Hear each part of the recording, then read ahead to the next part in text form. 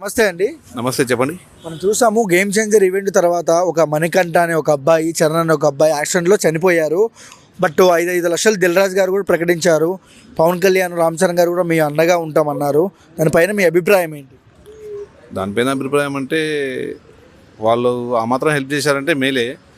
ఎందుకంటే unexpected road మీద వెళ్తున్న వాళ్ళు చనిపోయినారు కదా. ఇప్పుడు ఒక ఈవెంట్లో అట్లాను కాదు నా ఉద్దేశం.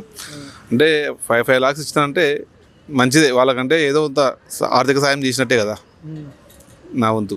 నేను కొంతమంది వైసీపీ నాయకులు రేవతి కుటుంబానికి 2-3 కోట్లు ఇచ్చినారు, 2-3 కోట్లు. మళ్ళీ వీళ్ళకి కూడా ఎక్కువ డబ్బులు ఇవ్వాలి కానీ కొంతమంది తప్పు పడుతున్నారు. మనం ఎలా చూడొచ్చు దాన్ని? 2-3 కోట్లని వాళ్ళు చెప్పారా?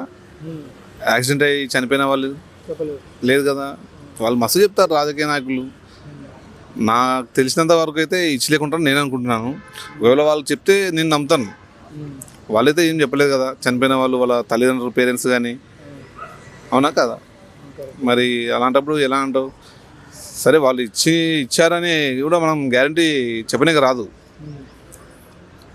నేను అనుకుంటున్నాను వాళ్ళు ఇవ్వలేదని అనుకుంటున్నాను. అండ్ ఆ ఘటన జరిగిన వెంటనే దిల్ రాజు గారు స్పందించి 2 కుటుంబాలకు 5 లక్షలు ఇచ్చారన్న. ఎలా అనిపిస్తుంది?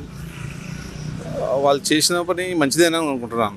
ఎందుకంటే ఎంతో కొంత వాళ్ళ సహాయం, ఆర్థిక సహాయం వాళ్ళ కుటుంబానికి కొంతైనా సహాయం అందుతుందని, అందుకనే వాళ్ళు చేసినందుకు నేను కూడా మెచ్చుకుంటున్నాను.